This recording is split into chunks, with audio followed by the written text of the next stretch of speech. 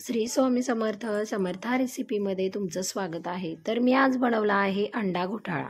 बघूनच तोंडाला पाणी सुटत आहे। बनवल्यावर आपलं काय होईल, चला आपण आता बनवणारच आहोत। त्याआधी आपण अंड्याचे फायदे बघणार आहोत। अंड्यामध्ये प्रोटीन्स विटामिन्स असतात, त्यामुळे केस, नखे, त्वचा, डोळे खूप छान राहते। तसेच हृदय चांगले राहते। वजन वाढवणे, कमी करणे यासाठी हे अंड्याचा उपयोग होतो। तर मी त्यासाठी घेतलेले आहेत 5 अंडे। एक अंड साईडला ठेवणार आहे। 6 आहेत तर एक मी साईडला ठेवला आहे। मी 5च अंडे उकळून घेणार आहे। त्यासाठी मी पातेल्यामध्ये 2 ग्लास पाणी घातलेलं आहे। पाणी कोमट झाल्यानंतर त्यामध्ये मी अंडे घालून घेणार आहे। अंडे घातल्यानंतर मी त्यामध्ये 1 चमचा मीठ घालणार आहे। मीठ आपण यामध्ये का टाकायचं बरं? मीठ टाकल्याने अंडी फुटत नाहीत आणि लवकर उकडतात, त्यासाठी आपण मीठ घालणार आहोत। अंडी उकडेपर्यंत आपण मसाला तयार करू। त्यासाठी मी 2 मीडियम आकाराचे कांदे घेतलेले आहेत। कांदे छान असे मी बारीक कट करून घेणार आहे। कांदा कट करून झाल्यानंतर मी मीडियम आकाराचा एक टोमॅटो घेणार आहे।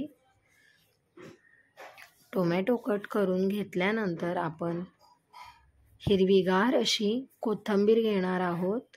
कोथिंबीर स्वच्छ धुवून चिरून घ्यायची आहे। रानातून भाजी आणलेली असली की त्यामध्ये माती असते पालेभाज्यांमध्ये, त्यामुळे आपण कोथिंबीर स्वच्छ धुवून अशी चिरून घ्यायची आहे। आता आपले अंडे उकडलेले आहेत।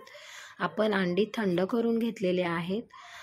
थंड पाण्यामध्ये अंडी ठेवायची आणि त्यानंतर अशी उकळून घ्यायची। हे पहा, आपण मीठ टाकल्यामुळे आपले अंडी फुटत नाही आहेत। एकदम छान त्याचे टरफले निघत आहेत।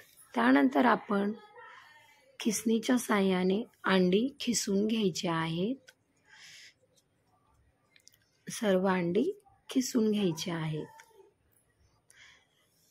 मिस्टर बोलत होते, तू हे नक्की काय करतेय, मला काही समजत नाहीये। आपण तर नेहमीच अंडी उकडून त्याची नॉर्मल भाजी करतो, आज तू किसून भाजी बनवते। म्हटलं चला दाखवते कसं बनवते। त्यानंतर मी लोखंडी तवा घेतलेला आहे, तो गरम करायला ठेवलाय मंद आचेवरती। त्यामध्ये 4 चमचे तेल घातले, नंतर 1 चमचा बटर घातले, नंतर जिरे घातली आणि आपण चिरलेला कांदा घातलाय। लाल होईपर्यंत परतवून घ्यायचा। त्यानंतर टोमॅटो घालायचा आहे।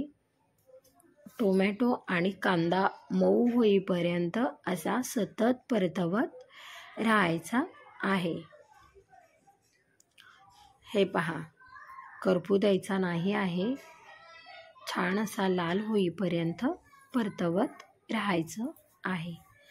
त्यानंतर आपण यामध्ये घालणार आहोत 1 चमचा धना पावडर, 1 चमचा गरम मसाला, 1 चमचा लाल तिखट, अर्धा चमचा हळद आणि 1 चमचा मीठ घालणार आहोत। त्यानंतर आपण खिसून घेतलेले अंडे घालायचे आहेत आणि सतत परतवत राहायचं आहे। सर्व अंड्याला असा मसाला लागला पाहिजे, छान असं कोटिंग झालं पाहिजे, त्यामुळे छान असं सतत परतवत राहायचं आहे। येथे मी लोखंडी तवा का वापरला बरं?